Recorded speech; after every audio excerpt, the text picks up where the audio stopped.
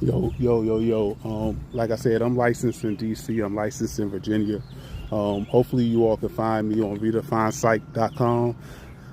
I think I really am in tune with the politics in DC, even though like I escaped it, had to leave out. I don't think I want to raise my son in DC.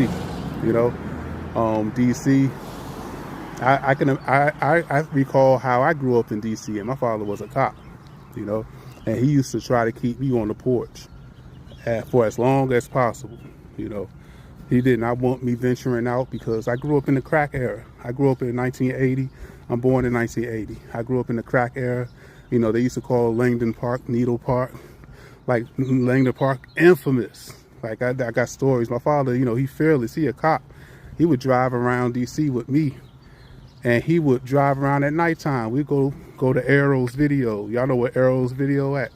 That's where Turkey Thicket at, where the pet clinic is there now. But that used to be an Arrow's Video store.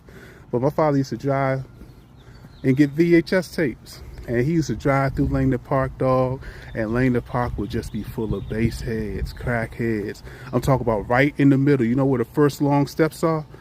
Where Mills Ave, I want to say.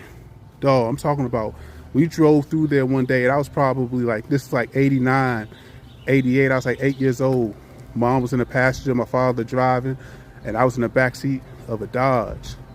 And there were just pipe heads all in the street stuck. And I know this may even be hard to believe or even like fathom, but think about how people smoke weed now. How common weed is, that's how people were smoking crack back in the day, dog. I grew up in a different era, you know, so I'm built different compared to a lot of people, man. And a lot of people, like even a lot of people I grew up with, you know, who didn't have two family homes. Like I grew up different.